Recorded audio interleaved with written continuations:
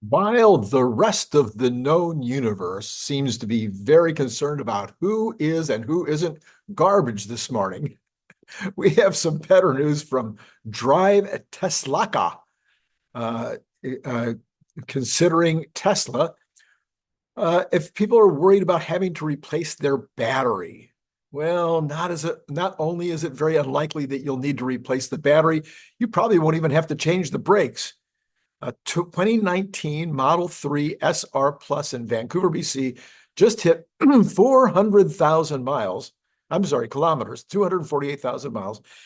It still has the original HV battery, the original 12-volt battery, and the original brakes.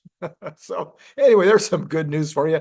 And that was on much older, much older technology. That's 2019. I mean, that was like half a decade ago. So Tesla's down a bit in the early going. Actually, it was heading towards the green. I wonder if it made it. Since I last looked, it's just fun to look here real quick. 9 cents to go. So we're down 9 cents. The market was a little mixed this morning, but now seems to be headed, well, is firmly in the green. We'll see if that is how the day continues. But Tesla was down over a buck or so and is now almost there. Almost there. All right.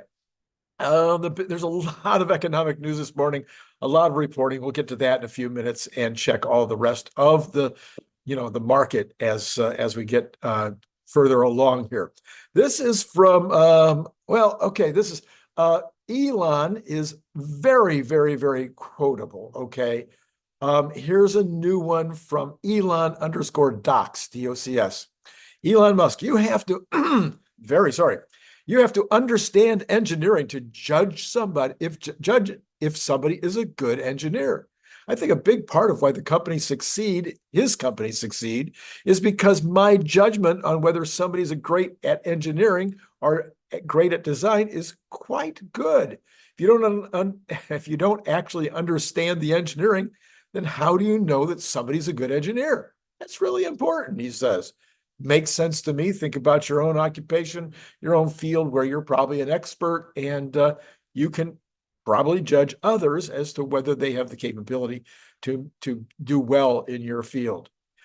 NASDAQ this morning reports this, NASDAQ.com. Among the 37 analysts covering Tesla, consensus rating right now is a hold. Now that's based on 10 strong buy ratings, 2 moderate buys, 17 holds, and 8 strong sells. So kind of a nice balance there. This configuration is more bullish than 3 months ago, with only 8 strong buy ratings at that point on the stock. So even though we've had this run up, these strong buys are stronger now than they were before.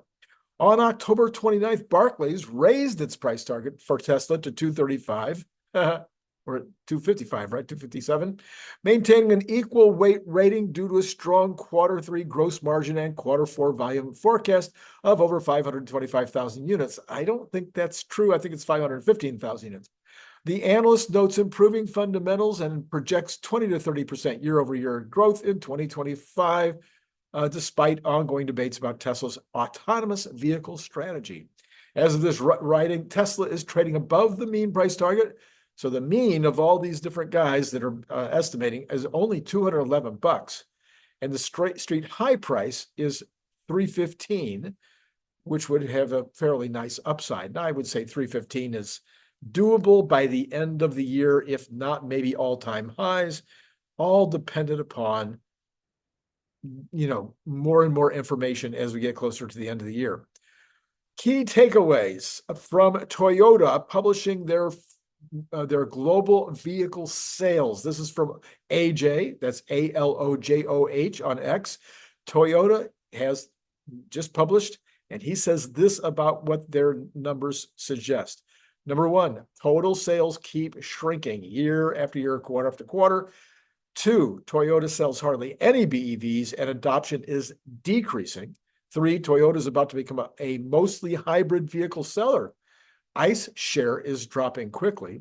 4, most problematic markets comprise their most problematic markets comprise China and Japan. Yeah, for everybody that's not located in China, but they're the biggest one of the biggest companies in Japan, if not the biggest company in Japan. And number 5, it appears Toyota is winding down the FCEVs despite all the marketing talk, likely to contain cost as profits invariably come down. This from Sawyer Mare News. Volkswagen profits fell 42% in Q3. Vehicle sales fell 8.3 year over year. Whoa. This from Alex. The Audi plant in Brussels will officially close production at the end of February 2025.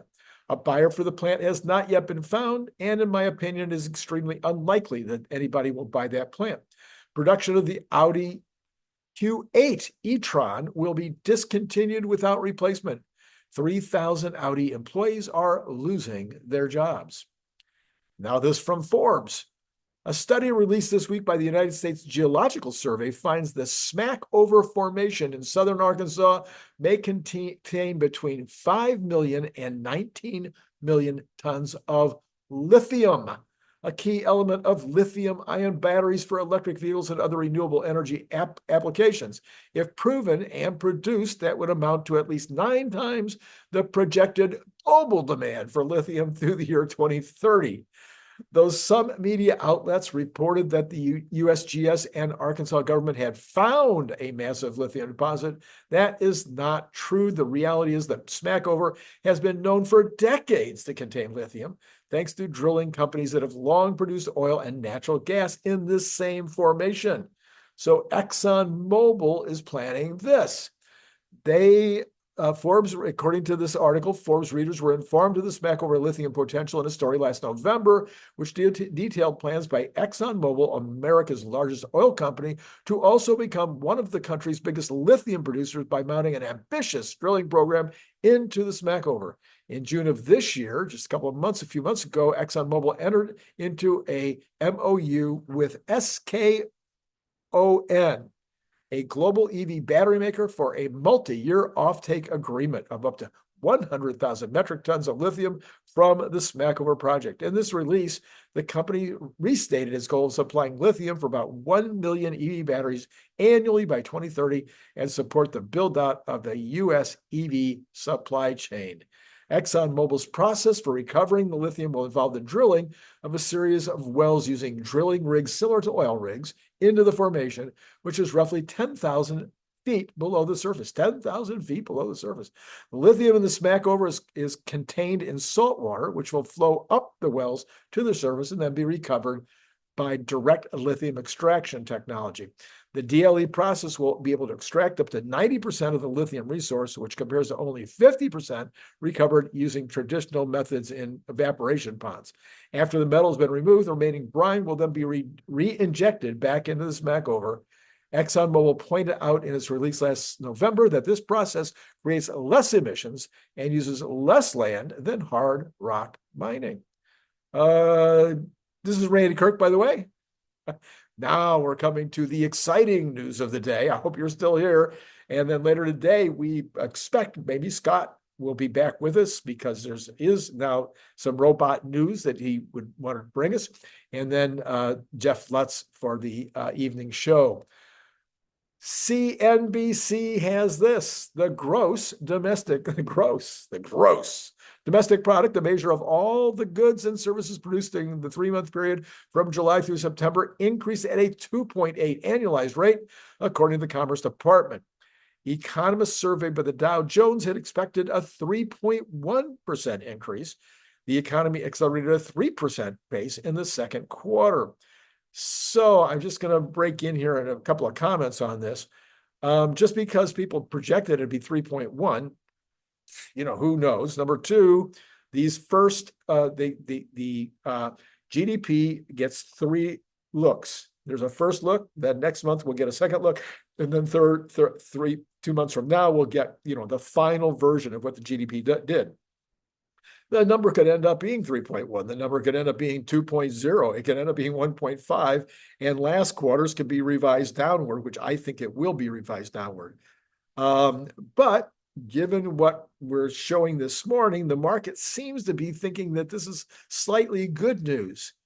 The bonds are rallying this morning, which would suggest that they think this is a little better than they hoped.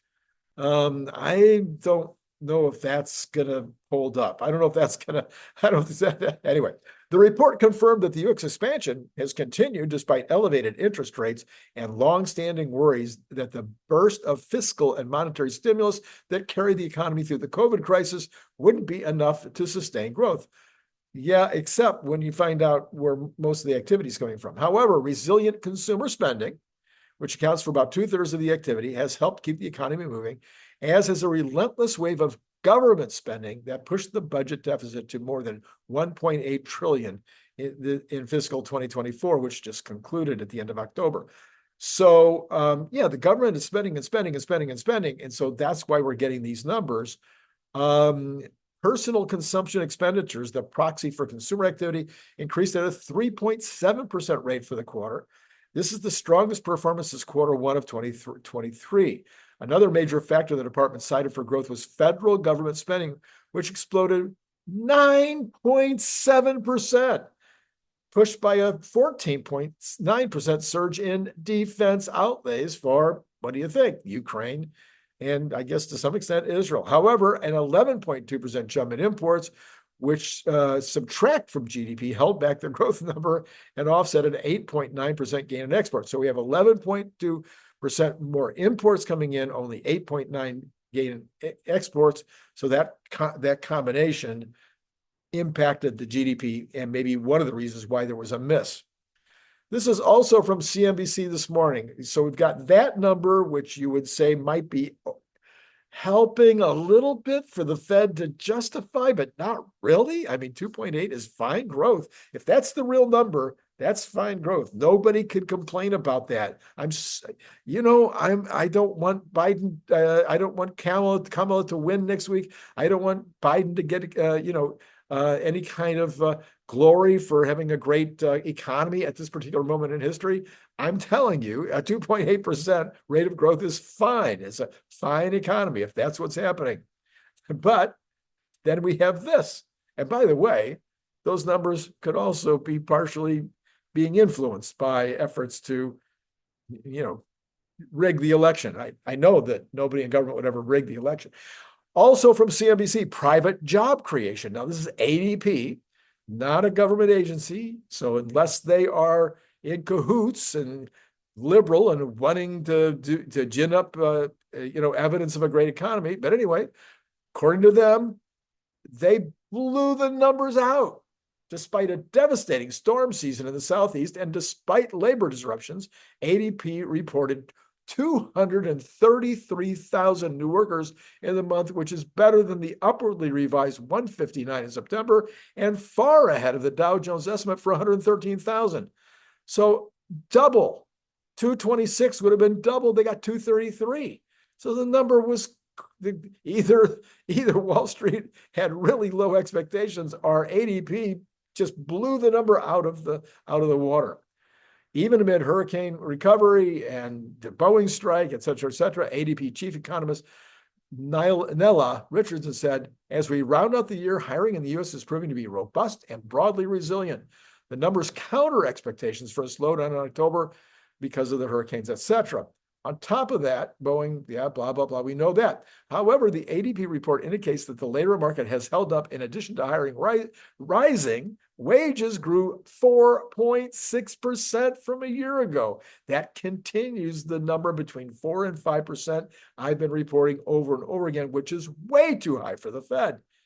So the jobs blowing out at the end of last month, the jobs blowing out now on ADP, the economy staying hot at 2.8%, 4.6% wage increases from ADP, and every other report that's been coming out has been between 4 and 5% year over year. I don't see how the Fed is going to lower interest rates next week.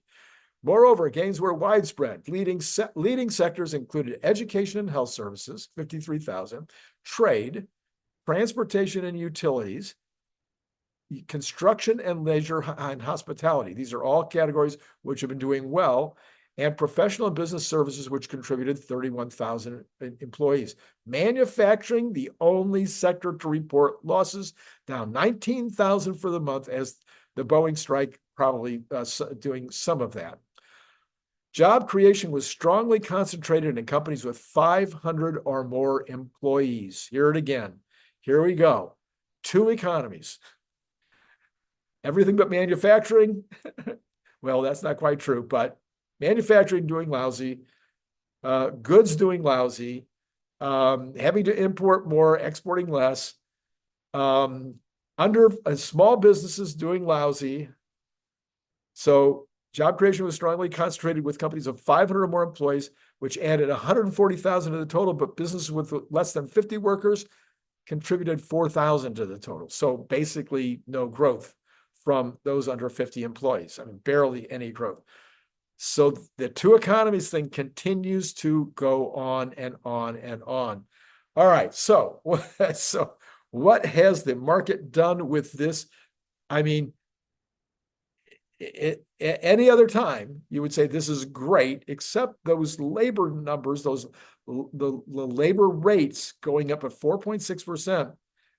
This is not good news, and you got inflation has to follow. You can't have labor going up at between 4 and 5% and not have the cost of your services, which is 65% of the economy, impacted, and not have the cost of your goods impacted. It's just impossible. So anyway, let's see what the market thinks. The Tesla is now up $2.51. It's kind of like that, straight up. This is what I thought would happen yesterday. I know I was completely wrong, but anyway, it's happening now. I'll take it. So we're now at 262, almost exactly. The Dow Jones is up 160. The NASDAQ up just 66. S&P up 500, up 13. There you go. We've got Apple down a bit. They report tomorrow, and there's a lot of negativity in the headlines right now around Apple. We've got Google reporting yesterday, and a very good report. They're up 11.35 today. Amazon up just a tad. Meta up just a tad. Microsoft up, okay, not bad. And NVIDIA down actually $1.73. Cathie Woods are almost all up, and on, just as you'd expect. Now, PayPal's down a bit. They reported yesterday, and the reporting was mixed. They beat, but there was unhappiness in the overall reporting on PayPal. I don't remember all the details. Anyways, but in general, the Cathie Woods are up, which would mean what? A bond rally. We'll go check that in 2 seconds. The percentages are: the Dow is up 0.36, NASDAQ is up 0.37, the S&P is up 0.22, and Tesla is up 1.13%, continuing up, now up $3 at 262.5. All right, let's go look at the bonds. We'll go back and look at that Tesla and see if it's still moon-bound here in a minute. We've got the 10-year. See, we got the 10-year down 3.6 basis points this morning, 4.238, so below that 4.25. We've got the 2-year up 1.2, so that's directionally not the way you would expect. 3 months is down a half, and 2 months is unchanged. Okay, let's go ahead and look at the oil. Oil this morning up $1. Okay, what's going on here is the Saudis announced today that they may not increase their production later this year. They may put that off a bit. OPEC, as well as the Saudis, maybe not increasing production. So both, but it's only up $1, so that didn't have a huge impact. We're still looking at Texas Intermediate at 68.29 and Brent at 72.24, almost exactly $4, splitting those, which again, if you've heard my analysis, if you're new, typically there's a $3 difference. When there's a $4 difference, it's usually because there is an issue going on in the Middle East, which is driving the Brent up a bit more than that, right? But $4 is not major. Natural gas down 0.94 this morning, but still sitting at $2.83, which is strong, very strong. That seems like, what's wrong with that number? I got to go back and check that number later. If I see anything, I'll let you know tomorrow morning. Gold continuing up, 2,789, about to go over 2,800.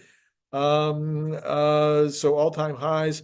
33.95 for silver, so back under 34 a bit, down 1.4 this morning, and copper up barely. It's call it flat. In fact, right now unchanged at $4.36. You got the dollar down a bit against the yen, hardly any, up against the euro 0.27. Bitcoin dropping off after taking a shot at all-time high yesterday, is sitting at 72,254, down 583. And there you go. I will check on that gas price thing, the natural gas, because that seemed really high to me. I wonder if there was an error there. Going back to Tesla, now almost up $3 at 262.44. All right. So what do you need to hear from me? You need to hear that you need to hit notify. And in order to do notify, you need to hit subscribe. And if you don't do either one of those, or if you do those two things, also hit like. Later this morning, we will have, I'm pretty sure Scott Walter will be with me. And then after Scott Walter, we've got Jeff Lutz coming in tonight. And maybe we'll have some really good news by the end of the day, huh? And, okay. And then yesterday, actually, I'll put both up. Brian White was with me during the midday, and he and I did a deep, he put his eyeballs on my numbers for the next quarter, for the quarter results, and next year results, rather, 2025 results. And he agreed in part and disagreed in part. I think it'd be wise to watch that video. I'll put that one up. And then I'll also put the one up from last night, because very few of you watched it. We had the World Series. We had all kinds of things going on. That was a really, really, really important show last night. I think you should check it out. It was with Brian Wong, and Brian Wong and I talked about multiple issues that I think you will find fascinating. He was subbing in for Nicholas Gibbs. Okay, that's all I got for you right now. It's been great, absolutely amazing, incredible, and fascinating. And none of you have anything to do with garbage that I know of. Bye for now.